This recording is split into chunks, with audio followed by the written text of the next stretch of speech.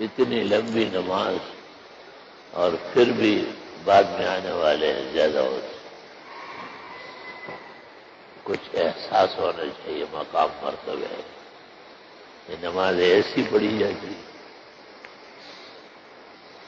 نمازوں کے لیے اوقات، اذان، وقت کا شروع ہونا ختم ہونا، نماز کا وقت پر قیام، یہ اس مقصد کے لیے ہے کہ لوگ اس کو پائے اور وہ دیر سویر نہ کرے. استغفر اللہ استغفر اللہ. قیامت کی نشانیاں. حال کیا ہے کہ کوئی بچنے والا نہیں ہے. بظاہر یہی ہے کہ یہ موجودہ لوگ سب کسی وبا میں چلے گئے. آج اس کے گھر اس کے گھر اور خالی خبریں سنتے ہیں. پوری دنیا اس کے سامنے عاجز ہو چکی ہے. ایک اللہ کے قضاء و قدر ہے اور وہ سب پر غالب ہے. تو ایسی صورت میں جماعت کی پابندی، سنتوں کی پابندی، مسجدوں کی حاضری، خیر کے کاموں میں آگے بڑھنا، دعاؤں میں توجہ دینا، یہ زیادہ ضروری تھا کہ اللہ تعالیٰ کسی طرح رحم فرمائے اور یہ عالمی مصیبت اور وبا ٹال لے. لیکن محدثین نے لکھا ہے کہ جب قوم میں احساس نہ ہو، یہ علامت ہے کہ قبولیت رک گئی ہے. یونس علیہ السلام سے اللہ نے کہا تھا کہ اس پر عذاب آئے گا، یونینیوں پر. لیکن جب یونس علیہ السلام اٹھ کے روانہ ہو گئے اور ان کو بھی احساس ہوا، سارے باہر آئے، واویلا شور مچایا، ہنگامہ کیا، خدا کو راضی کرنے کی کوشش کی. الا قوم یونس، اللہ تعالیٰ نے ان سے عذاب ٹال دیا اور فرمایا کہ نہیں، بس اتنے رونے دھونے کے بعد عذاب کی ضرورت. تو ہمارے جذبات یونس علیہ السلام کی یونینی قوموں کے برابر بھی تھے.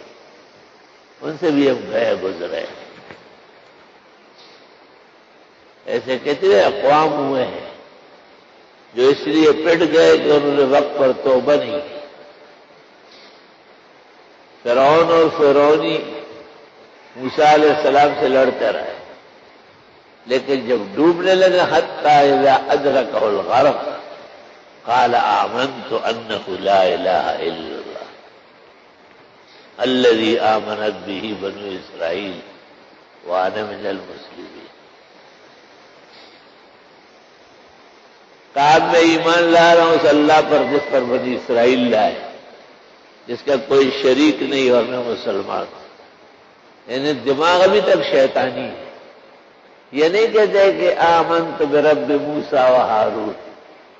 حضرت موسیٰ و ہارون سے بغض برقرار ہے، اور یہ قاعدہ ہے کہ بغیر نبی اور رسول کی تکریم و تعظیم کے کوئی نیکی اور کوئی ایمان معتبر نہیں. آج تعالیٰ نے کہا لانا، اب ایمان لا رہا ہے. فقد عصیت من قبل، اس سے پہلے کیا شرارتیں تھیں. وکنت من المفسدین، پر درجے کے فسادی تھے. خدا تعالیٰ کو اس ایمان کی کیا ضرورت ہے؟ جب ٹائم پر نہ ہو تو پھر پٹائی یقینی ہے. اس لیے امت مسلمہ کو بہت فکر مند ہونا چاہیے. مسجدوں میں مدرسوں میں آنے والے اور فکر مند ہو جائے. شاید باہر کے لوگوں کو اندازہ نہیں ہے کہ ان کے پیچھے کیا عذاب لگا ہوا ہے. وہ دکان میں، مارکیٹ میں، فیکٹری میں مست بیٹھے ہیں. ان کو اندازہ نہیں کہ قریب یہ دکان فیکٹری ہوگی اور مالک نہیں ہوگا. استغفر اللہ واتوب الیہ. آئے دن کی یہ خبریں سنتے ہیں. خنجر چلے کسی پہ تڑپتے ہیں ہم امیر، اور سارے جہاں کا درد ہمارے جگر میں ہے. السلام علیکم ورحمۃ اللہ وبرکاتہ. محترم ناظرین اکرام، مفتی ظفر علی خان صاحب کی ویڈیو دیکھنے کے لیے اور سننے کے لیے، ان کے بیانات کو سننے کے لیے ہمارے چینل کو سبسکرائب ضرور کر لیں۔